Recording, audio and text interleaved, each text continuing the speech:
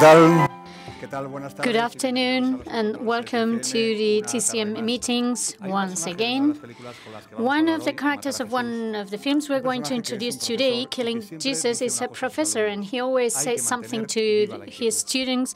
We have to keep enthusiasm alive. And I wanted to stress out that sentence because this is what we try to do here in these meetings. We try to keep the enthusiasm for cinema alive, and today we will have 6 different films from 6 different parts of the world with 6 different proposals, but all of them are full of enthusiasm and talent.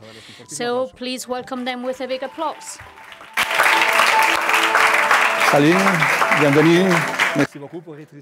Welcome, thank you very much for being here. Our first guest is the French director, Robert Guédiguian. Do you understand? Oh, he speaks English, Spanish. This is perfect. Robert Guédiguian, we are very honored to have you here because I know you're leaving this afternoon, and nevertheless you made time to be with us in the TCM meetings to talk about your last film that will be presented in the Pearl section this afternoon. It's called The House by the Sea. And you always come to the San Sebastian. When was your first time here? The first time was in 1997, I think. And then I came over in 2003. And again, in 2010, I was given the Donostia Award. In this project of yours, there are 3 siblings that meet in their village where they were born, and it is a kind of family drama. Is it a film about generations? Yes, it is. What is the question? It is a film about different generations, isn't it? Yes. Well, I wouldn't call... I don't like this kind of label, a generation film, but... it is a topic that I was always interested in. When I was 25 years old, I was already shooting projects about different generations, but I was another age at that time. And this time I tried to work with the new generations and to offer my point of view, of course. And how do you think that your point of view has evolved from those films that you shot when you were 25, the films of your first stage, and now? Well, I was living in a workers' neighborhood in the northern part of Marseille, and I think the place where one is born has huge influence on oneself and oneself's work. The presence of that environment is very strong in all I shoot. And then in this film I wanted to add the topic of migration. I think it's a hot topic at the moment, and I would say it is almost impossible for anyone who is active in the world of art not to be confronted with it and not to have an opinion and not to show their point of view. It is the main topic nowadays, I would say. You also talk about properties and speculation. Yes, I don't think it's one of the main topics of the film. It's not present all throughout the film. But logically, I am focusing on today's world, and speculation is very present. and I just center on the actual situation. I don't want to establish any link to the past. I am trying to show a very presentist focus. I focus on the present. I talk about entrepreneurs. I talk about the flourishment of business that is rapidly evolving, but we don't know where it will end up. And we don't know what is going to happen and what are the factors that will follow each other to produce the new society. We don't know what is happening. It's a question of focusing on the present, relating to the past, and trying to predict the future. Your wife has been working with you for a long time. You work with many actors and actresses for a long, long time. So you have very faithful people working with you. What is the effect of that on your movies? Well, I don't think there are any disadvantages to that. I think it's all advantages. And maybe I realize that what I decided at the beginning, that is working with a group as a kind of company, a theater company, in time I have seen that it has proven to be correct. It is very good to work with this very same team. And when I try to shoot very personal films, to make very, very films that I call my own, it is very practical to have them around because Ariane knows me very well, and whenever they speak, it's my words in the film. The dialogues of the three characters in this film are almost things that I would say in any interview myself.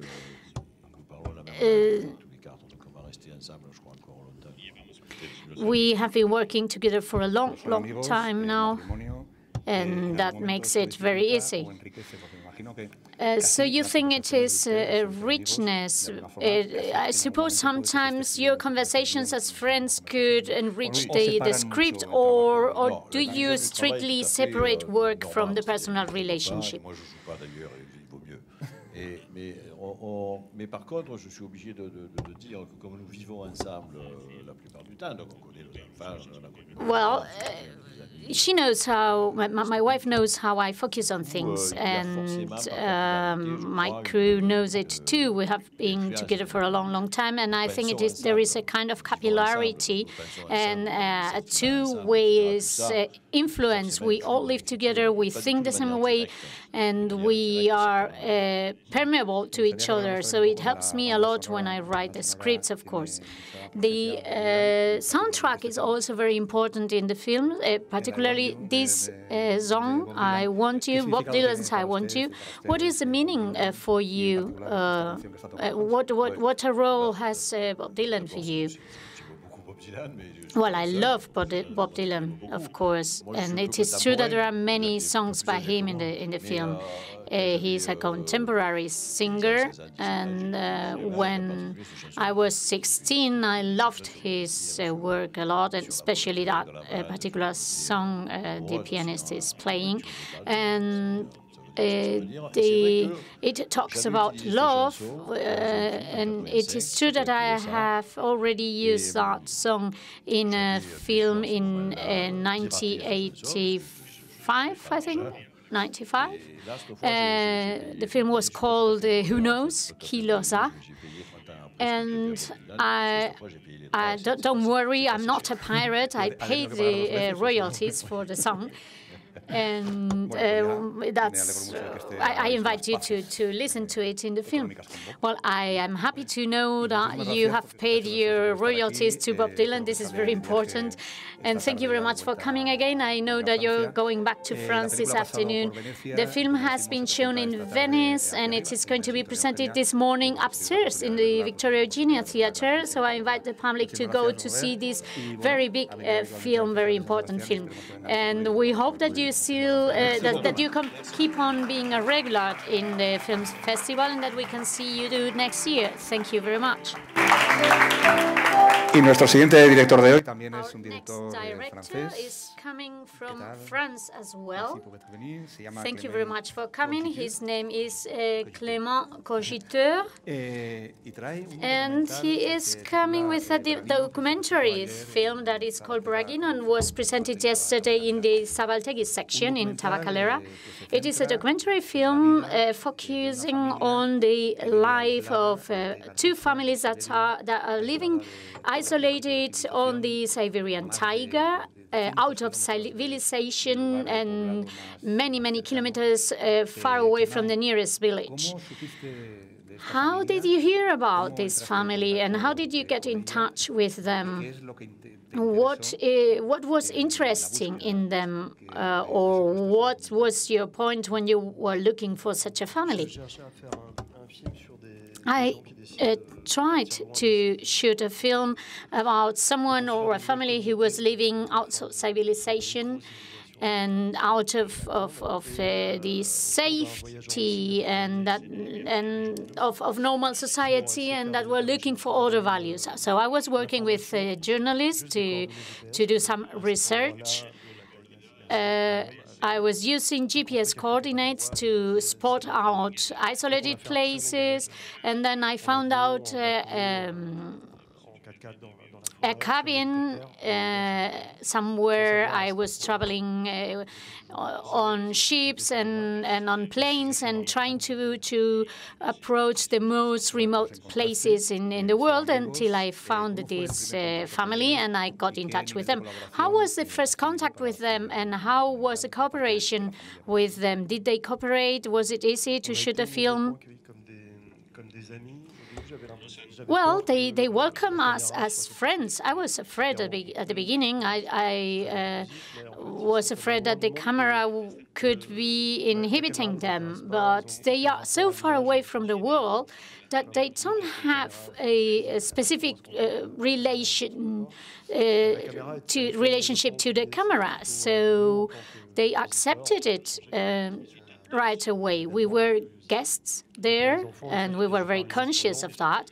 And so for the children, especially the fact that I was talking another language was made them very curious, of course, and happy about it. So my speaking another language was very good for them. Let's see some images of the film first.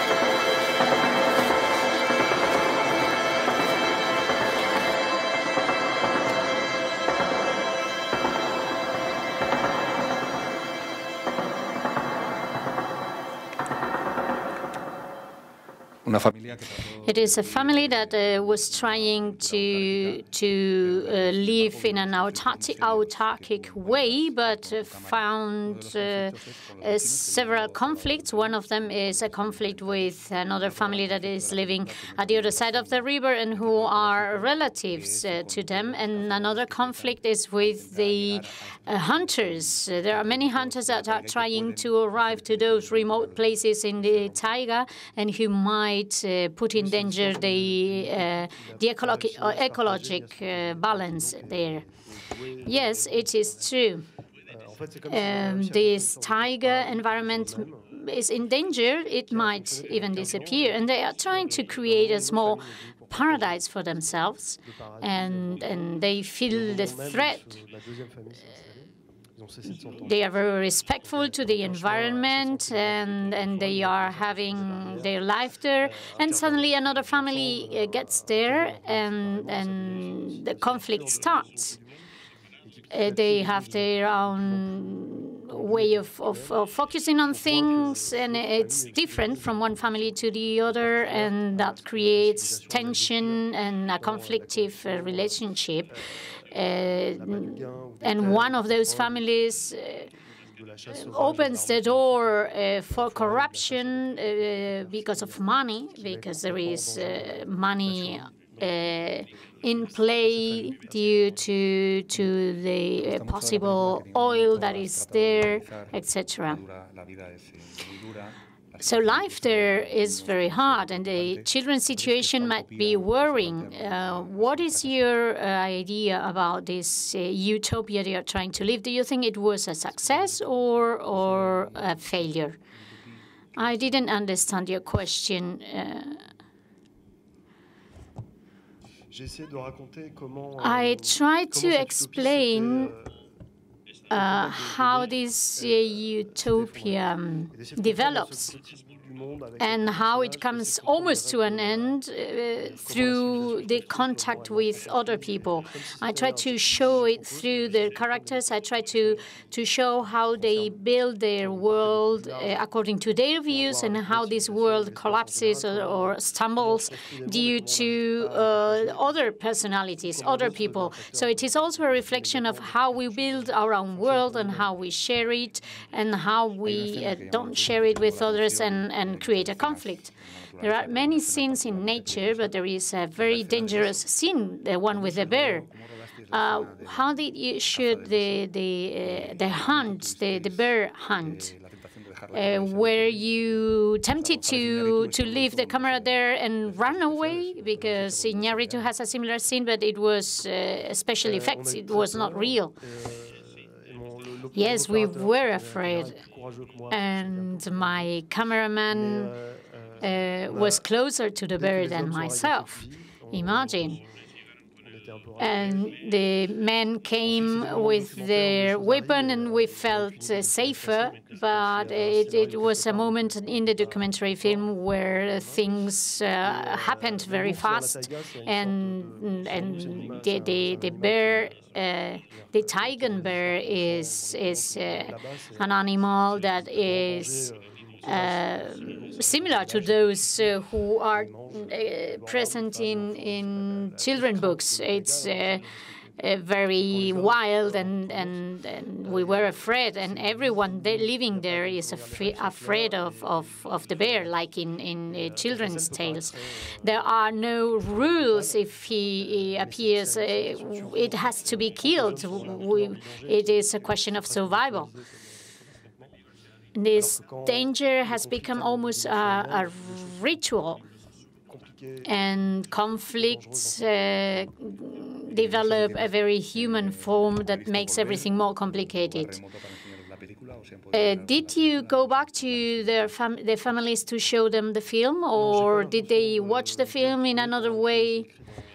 I don't plan to go back there. I already finished the film, and I try always to learn from my experiences, but I don't think they have Facebook or any means that I could send them the film.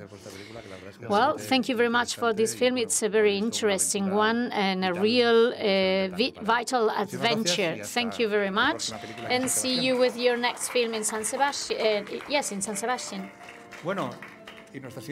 And our next stop is a short film, a U.S. production that was partially developed here in San Sebastian because it was presented in the Icus Mira Berriak. It's called Wendling, and we have Tamika Smith, the director, with us, the main actress, Roberta Maxwell, and the producer, Matthew Shattuck. I don't know if I pronounce it correctly. I'm sorry if I did it wrong. Wendling's story talks about a woman who lives in an apparent paradise built to be happy. It is, but she can't be happy because solitude is so big that she can't overcome it. She lives in a residence, and it is very beautiful, but it is devastating for Wendling. How was the reaction of the public? How was the reaction of the public? Let's see. No. How did you figure out this character? Oh, how did I discover it? Okay. I think, you always have stories that you want to tell, but the entry doesn't always come to you right away. And then I read a news article in the paper one morning about a retired woman in South Florida who had been arrested several times for calling 911 because she's lonely. And so that story sort of immediately struck me as something that I wanted to develop and look into, sort of the idea of what pushes someone so far to dial 911 for a human connection. And the story wasn't, you know, one story. It really is a story that you see in so many communities, especially in the elderly population, and international as well. So I wanted to be able to tell that story, and I also kind of made it my own. So that's how I first came to the story. Mm-hmm. Roberta, you were saying yesterday before the screening that when you were offered this film, you wondered why, because you don't look like the character. How was it? How did you prepare for it, and how did you change your looks? Well, when I read it, I could see that this woman, I envisioned her as being extremely thin and maybe very fragile, and someone who had a lot of hair, none of which I have. And so I didn't know how they would make that happen for me. But I understood her heart and her dilemma. So I really threw myself into the hands of Tamika, and I said, Tamika and her team will make this happen, which is actually what did happen. But when I saw her, I hadn't seen the film. I hadn't seen the film at all, nothing. And so when I saw her last night, I was really shocked, Tamika. I thought, who is that? Who is that woman? But I was also very moved by her. I was moved by her. I saw a stranger who was going through this situation, who looked amazingly unlike me. And I felt really, really compassionate for her. We actually did see a woman in the parking lot in Palm Springs, which is like a set. It's a very strange, alienated, socially alienated place, very lonely. And we did see a woman who was exactly like Gwendolyn. When she came into the parking lot, she drove in a Cadillac, and she got out, and she was very thin, and her hair, not like me, not like my Gwendolyn. And I thought, oh, if only I could look like her. But I felt last night that you really did create. You cut that script to the bone, and revealed the loneliness and desperation, and the necessity for people to have community, and what one person in a desperate life like that, how they can make a difference and save your life. Pues después de lo que está comentando, after you were saying, I'm sure everyone would like to know how Gwendolyn looks like. This is it. Related to these structural fires here at Sunrise Villas. Southern California Edison confirms that right now about 60 people here at Sunrise Villas are without power. They estimate that the power will be back on around midnight tonight. The Palm Springs Fire Department is still investigating the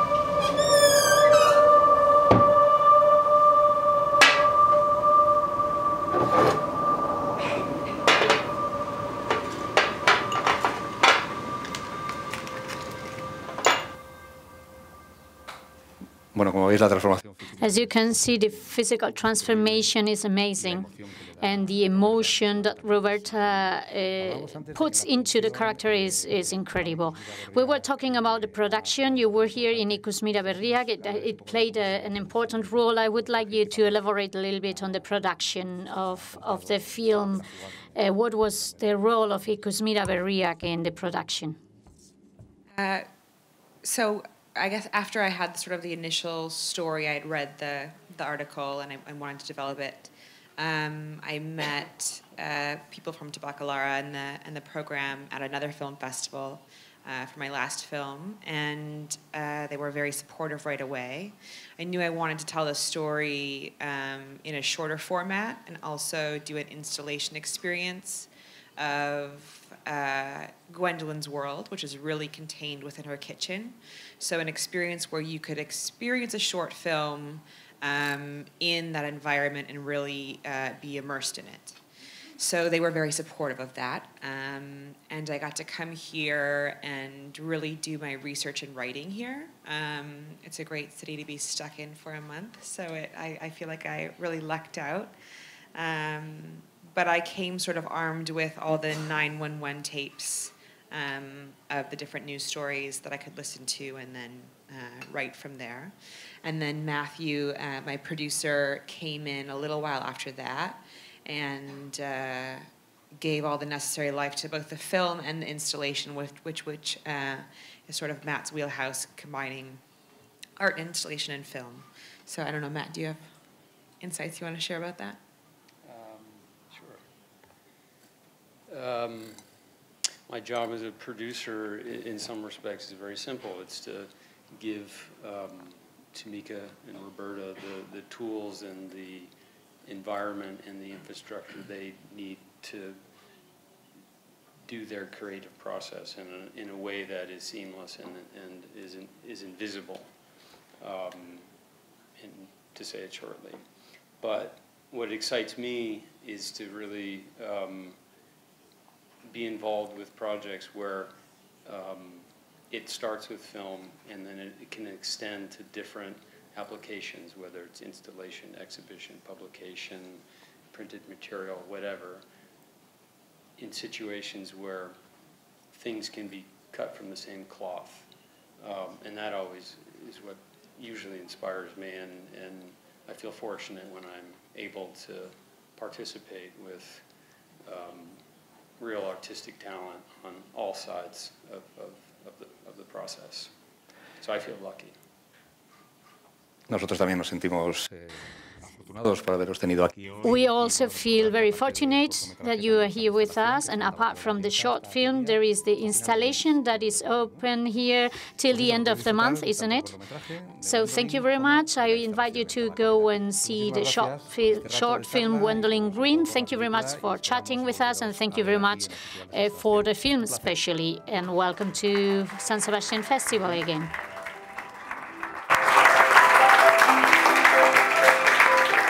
Y nuestros siguientes invitados Our next guests are coming from the Canary Islands. Samuel Delgado and Elena Girón that are presenting here a short film too that is called Plus Ultra, and which you have described as a fable. Why is it a fable? Well, for Plus Ultra, we have developed aspects, both narrative and formal, that derive from other projects that we already finished. It is centered in the Canary Islands. That means geographically it is a very close environment. We had a first idea that was an anthropological one. Then we that was the first project. Then we had a second project, and in this one we use the historic approach and the fable as a format. It is a very analytic story about the history in Spain, and we linked it to the two previous works and the relationship between the myth and the political implications that dominate our imaginary.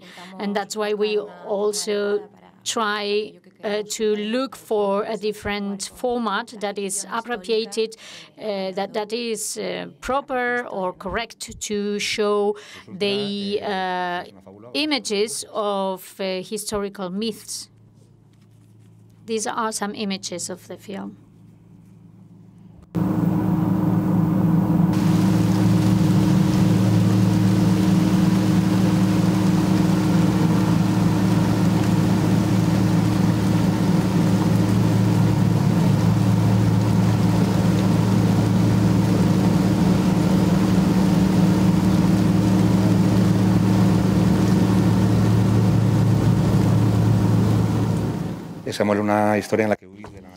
It is a story in which you try to narrate without dialogues in a non-conventional way, and you try to explain about the failures of colonization and how the unknown starts behind the border of colonization.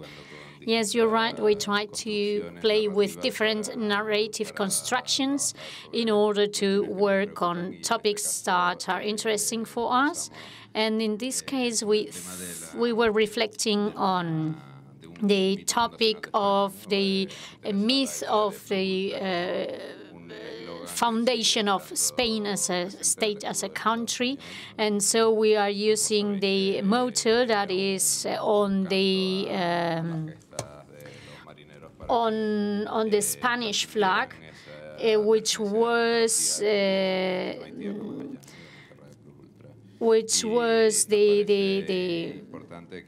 warning that was written for to encourage seafarers to conquer new lands in Spain, in America. And this is the base of the foundation of Spain. And we, myself, I was born on the Canary Islands. And this idea of conquering new lands, and I thought always of it as a very foreign one, that the great merit of the Canary Island was to be the starting point for this madness of conquering other lands or at the other side of the sea. It's very foreign to me, and it's very strange. And the colonial techniques and strategies were horrible. And and the Canary Islands became a kind of a test bench for these tactics. The film was. You are now in the Ikusmeri Berriak program. We mentioned that the previous film was born there, and I would like to know about the experience. What is your experience in Ikusmeri Berriak? Well, it is a great experience, obviously. Well, it's not that obvious for me. No, come on, we haven't been suffering here for 1 month and a half.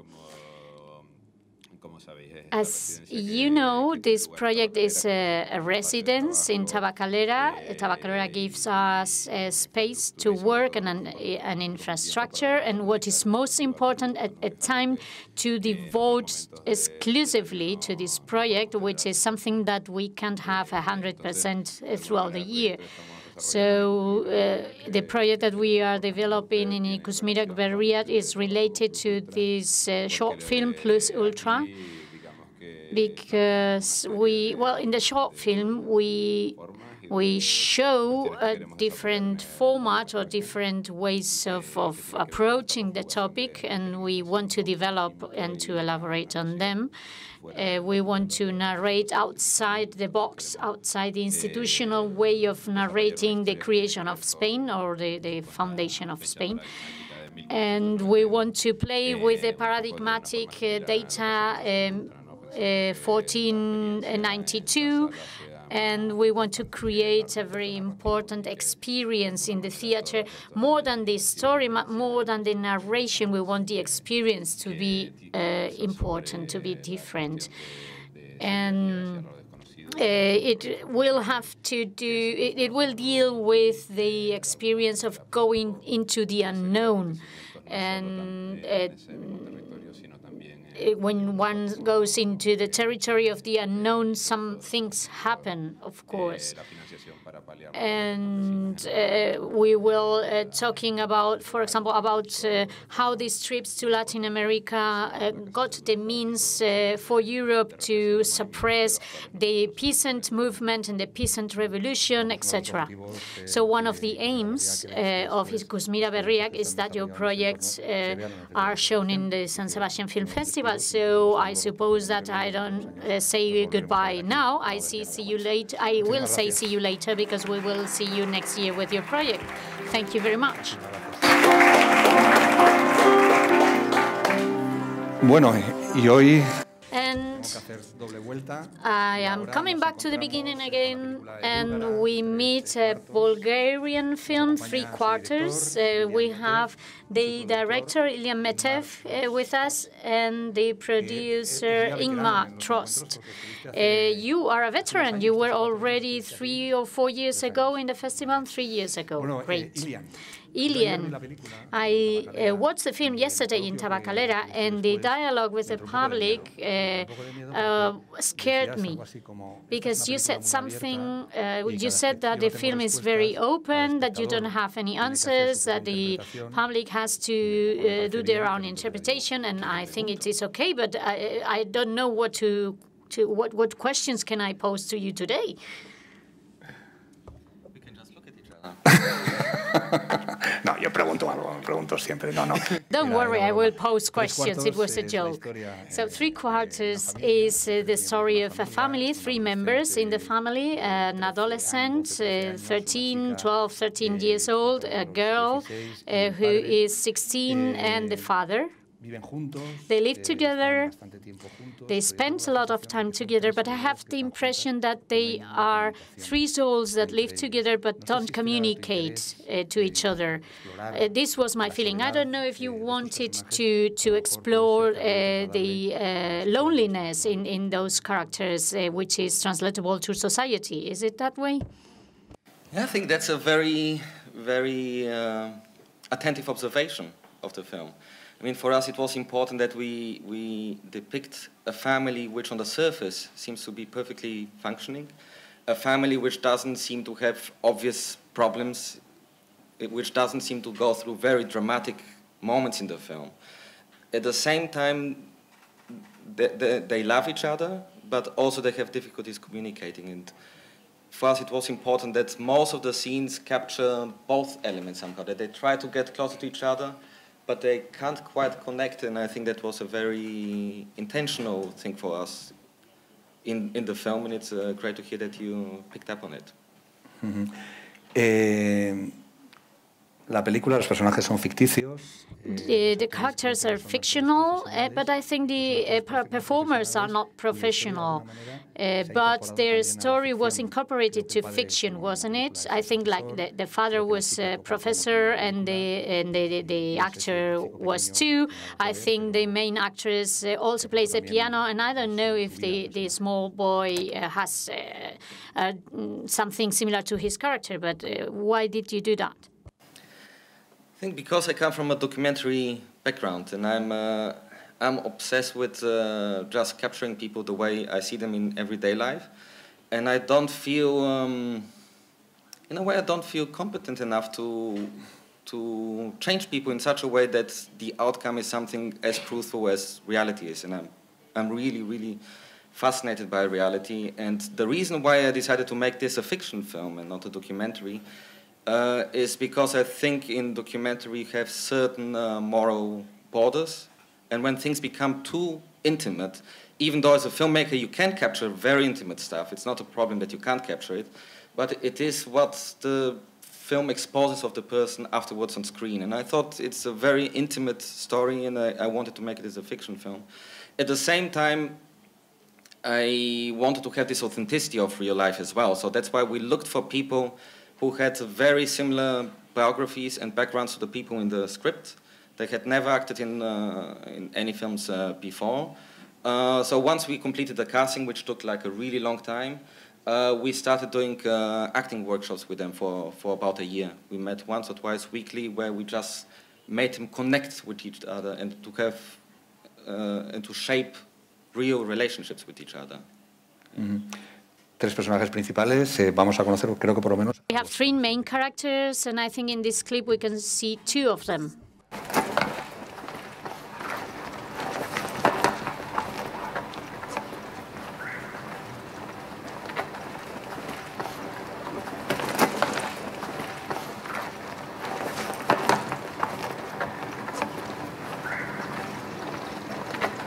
Це Дебля?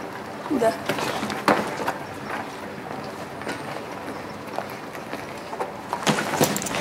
Аз съм много добър. И много хора са ми го казвали. И кои са тия хора? Аз. Освен ако няма много хора в главата ти. Аз. Bueno, Ahí estaban los hermanos que están todo el día. There were the two siblings that are always quarreling as normal siblings. It is 3 characters, but there is a 4th character that is not there, but it's been talked about. It's the mother. I don't know if you want to explain why the mother is absent. I mean, the film doesn't really explain it. But it is, as I mentioned in my answer to the previous question, the real characters are very close to what we had written on paper. So I can mention that the real mother of Miwa, the pianist, the girl you saw in the trailer, that's every week she's not at home for 4 or 5 days actually, because she's working in the province. So that could be a possible explanation. But yeah. Me gustaría. Bueno, es una posibilidad. I told them that this question would come up very often. And it comes. I'm still not prepared. Bueno, Ismar, ¿cómo ha sido la producción de la película? ¿Ha sido complicada? No es una película. Well, how was the production of the film? Was it complicated? It's not. It's a very intimate film, and not for big audiences. An easy production, because I mean films like this are never easy to finance. But I think what for us was really important in the terms of financing, producing the film, but also creatively, was that we had actually worked before.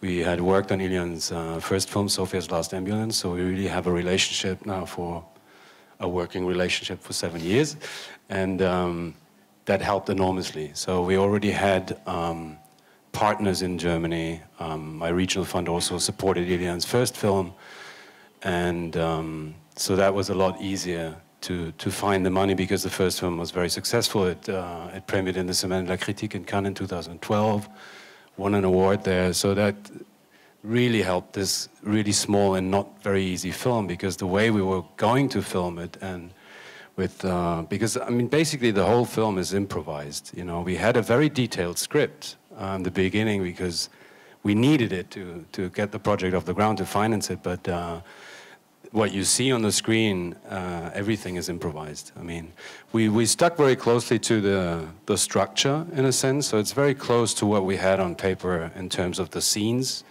and the narrative structure, but what the characters actually talk, the dialogue, is 100% improvised. So there's not a single line in the film that was in the script. So that made it not so easy to finance it. So I think it was really a leap of faith. So you really needed to find people that would trust you, you know, that really had a lot of faith in Ilyan and his abilities as a director.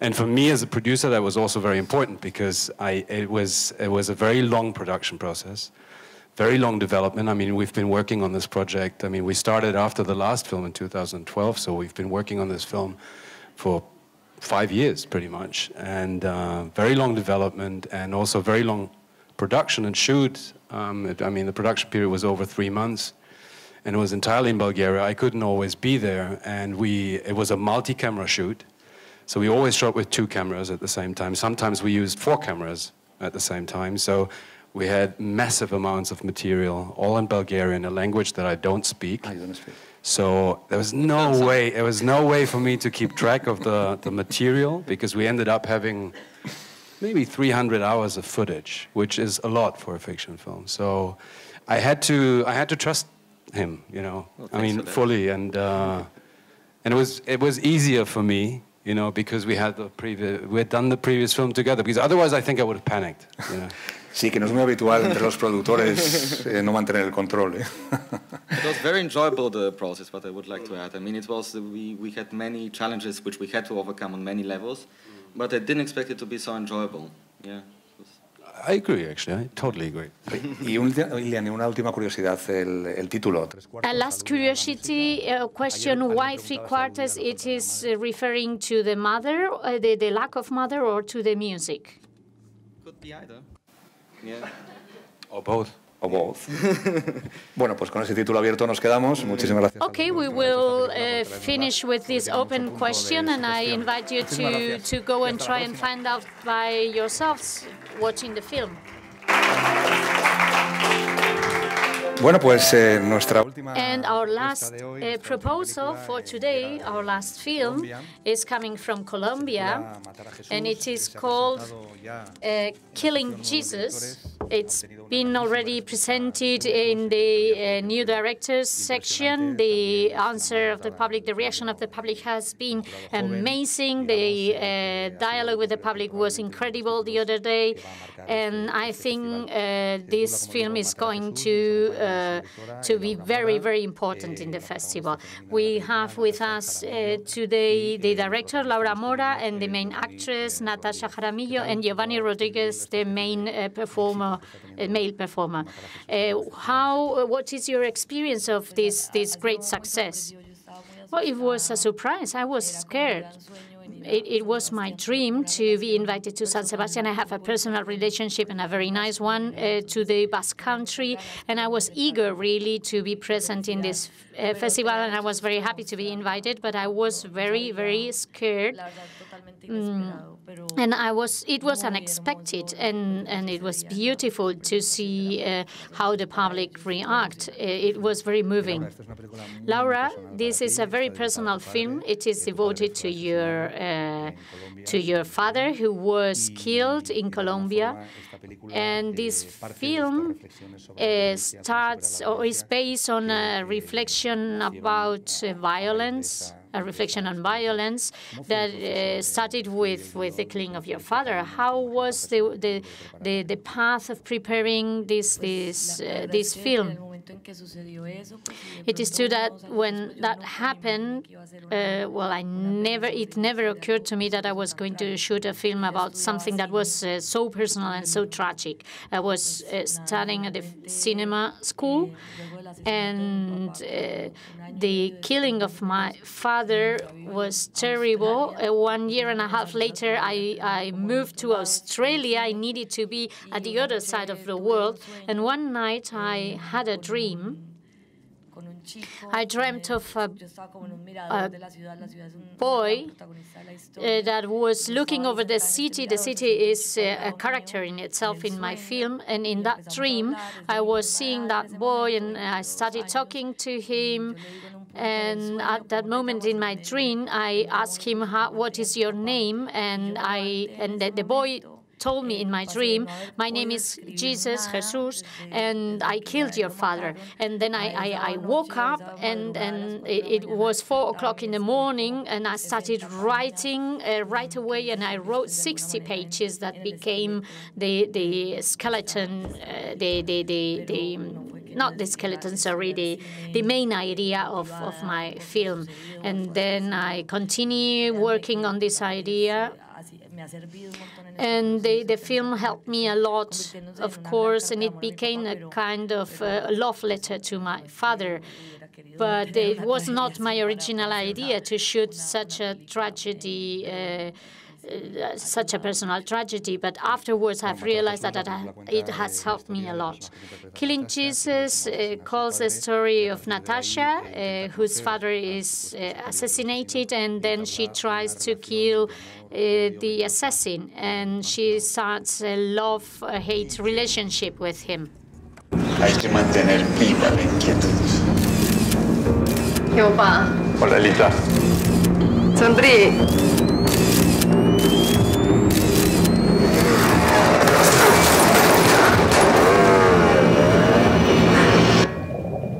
¿Y usted cómo se llama? Paula. ¿Y entonces qué dice Paula? ¿Se va a bailar o no? Mucho gusto, yo me llamo Jesús.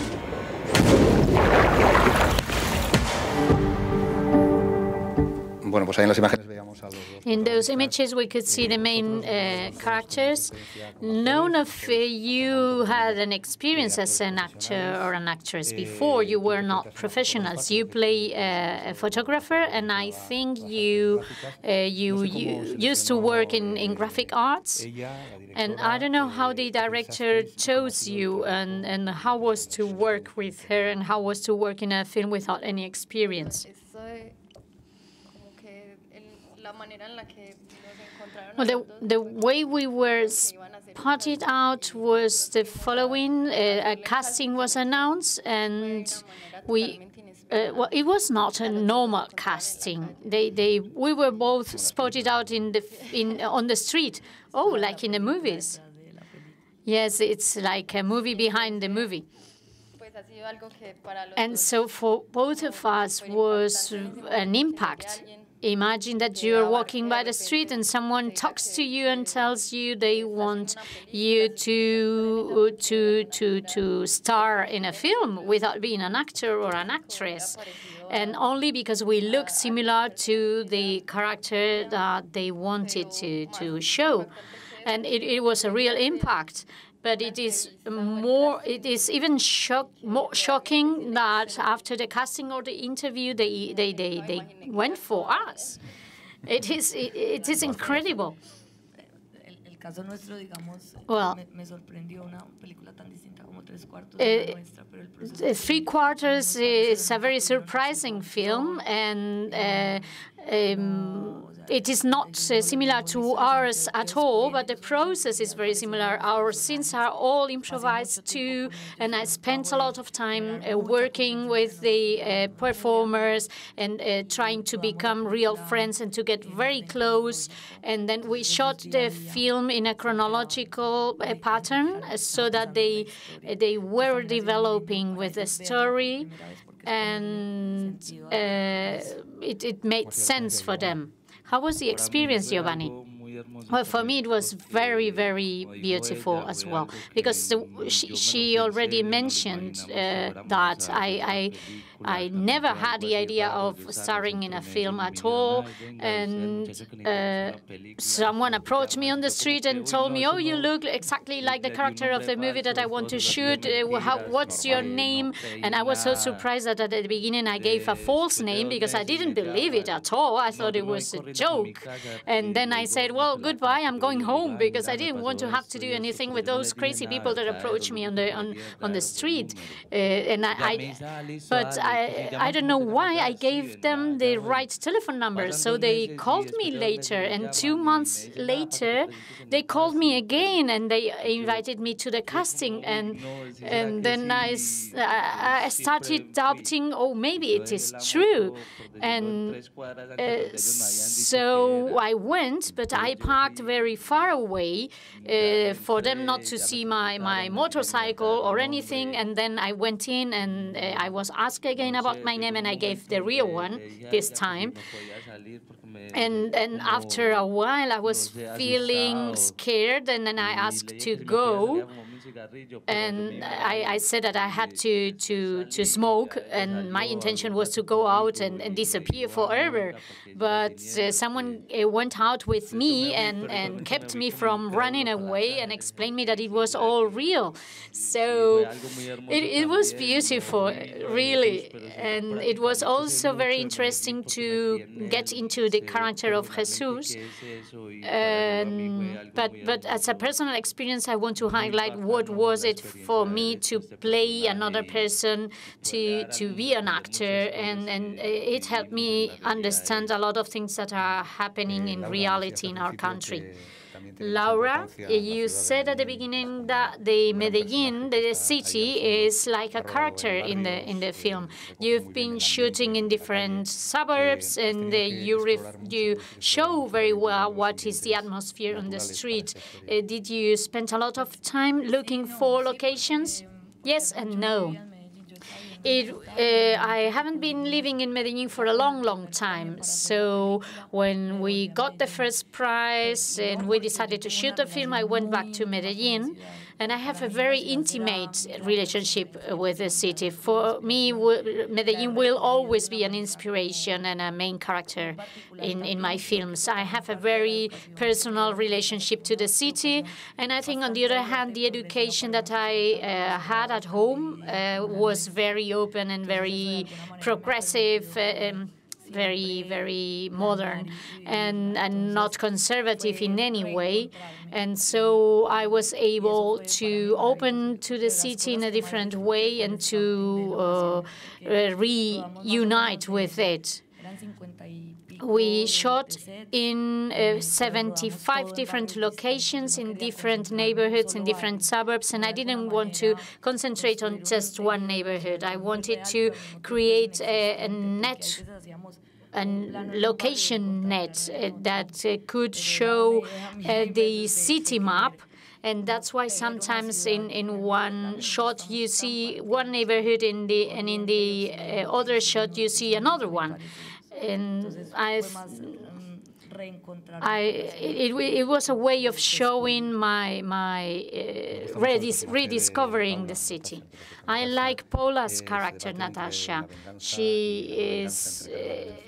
She doesn't know if she should go for revenge or not, and the end is optimistic. The situation in Colombia is very different now in Medellin. Are you an optimistic in respect to violence in Colombia? Not so much. I'm so sorry. I think it's lovely that you understood that the end is optimistic, and I have seen how violence has evolved, and it's not the same as before, but I think our society is afraid of quitting violence. The day we finished the film was the day of the referendum in Colombia, and the outcome was the no. So it was a kind of confirmation of what we were showing in the film, that violence has become part of our identity, and we are afraid of giving it up because it would mean we have to rebuild the country, we will have to rebuild ourselves in a very drastic way. And of course, I am optimistic in a way. I'm positively supporting several changes that are taking place in Colombia at the moment, but I still think that we are violent.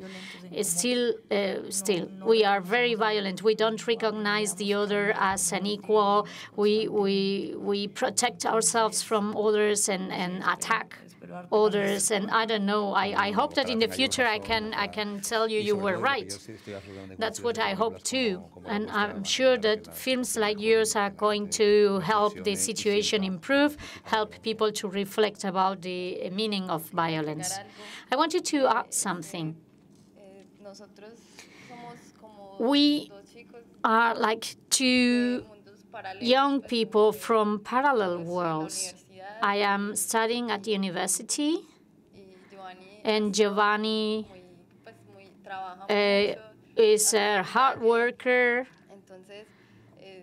and somehow in the story we can understand that these two worlds at a certain moment meet, and once we walk on the other's shoes, we understand each other, we understand why the other is the way he is or she is, and I love that reflection. Well, thank you very much.